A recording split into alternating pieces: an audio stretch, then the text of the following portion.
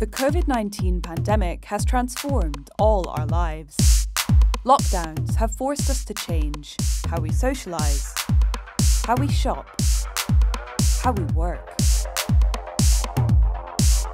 But as vaccination rates rise, parts of the world are opening up. It's a wonderful feeling to go back to a festival like this again.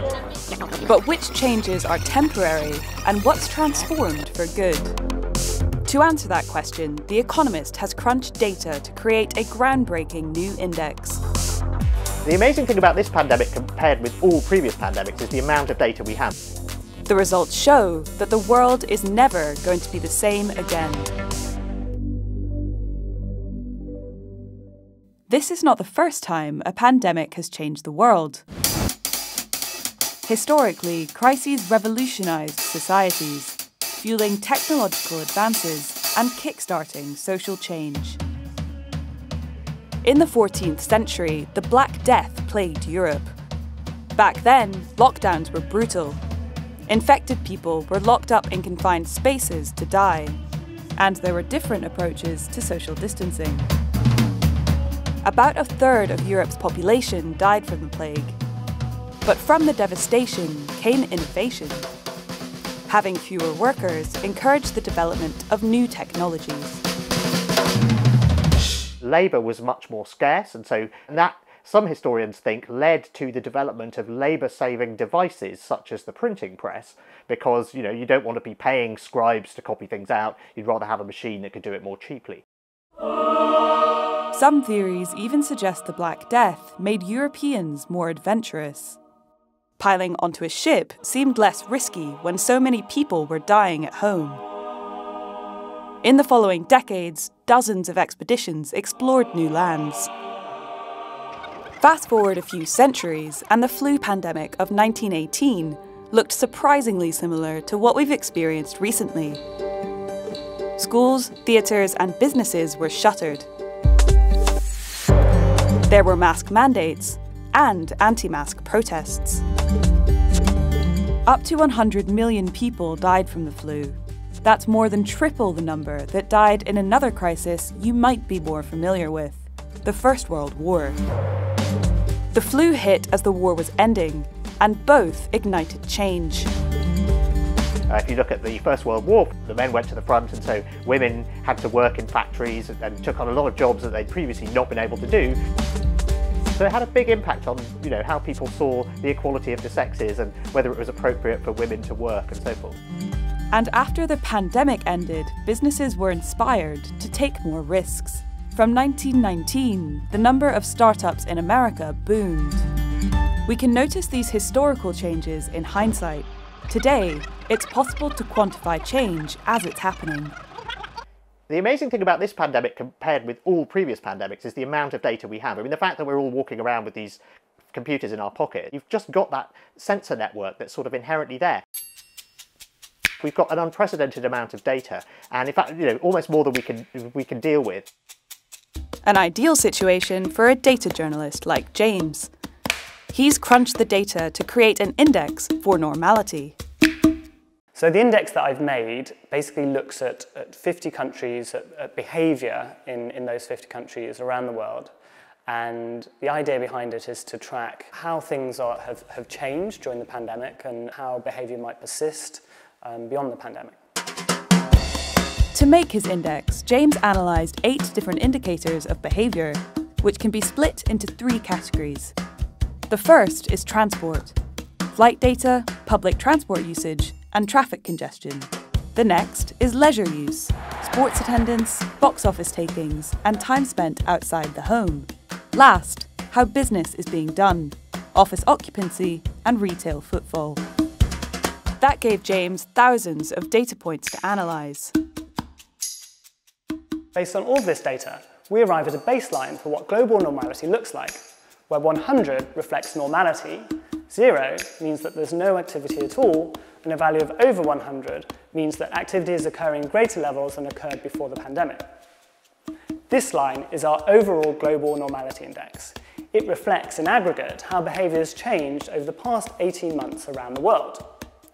We looked at 50 countries in total, and every country looks a little bit different. For example, here is the chart for Britain. You can see that activity fell dramatically last spring as restrictions came in. Activity rose once more through the summer before falling as the second wave occurred.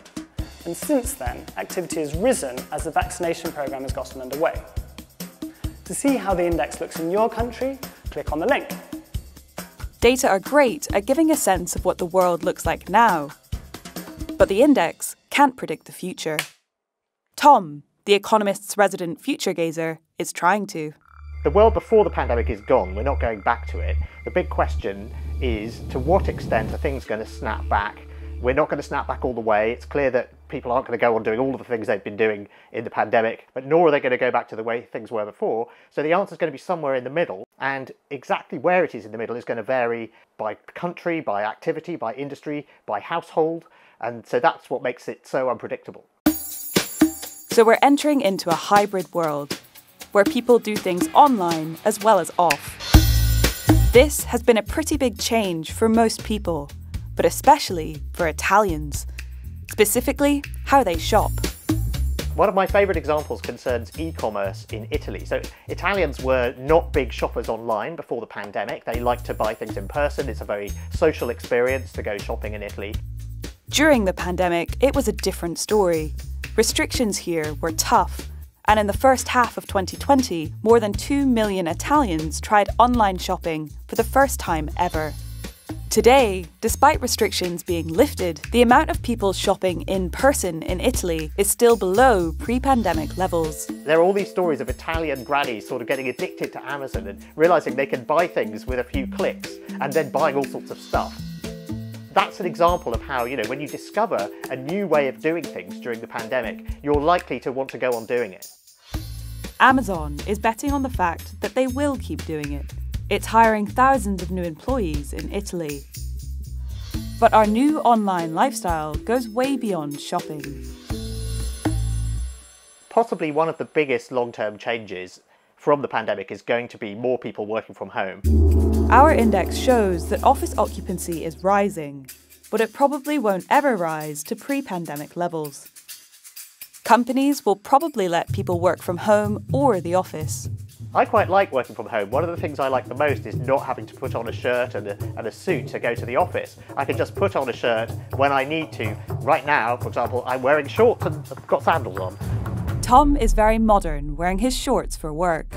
But it's not just about new trends. We've also rediscovered some old ones. There's one case where, rather than sort of being accelerated into the future by the pandemic, we've gone back into the past, and that's with drive-ins or drive-thrus. The number of drive-in cinemas across Britain has exploded from 3 to 40 during the pandemic. And it's not just the UK. Walmart car parks, many of which may have been drive-ins in the first place, got repurposed as drive-ins during 2020. There was a nightclub in Germany that did a sort of drive-in night. So we've had this sort of return to the drive-through, back to the 1950s vibe, even as in other respects we're being accelerated into the 2030s. But we will only know the full impact of the pandemic once it's over. And that could be a long way off. Until you've got really, really widespread coverage with vaccines that are really, really good at handling these variants, then we're not going to see the back of this pandemic. But using data to chart the changes we're all living through helps us make sense of it all. It's been really good to see people's rise in interest in numbers. It's the first time that I've seen charts on the headline 10 o'clock news on the BBC or ITV. We're sort of adding to that flood of data with this normality tracker, but it is a tracker that's showing how things are getting better rather than a thing that lets you obsess on how things are getting worse. I'm James Francham, I'm a data journalist at The Economist. To see the latest data of our Global Normality Index, click on the link. Thanks for watching, and don't forget to subscribe.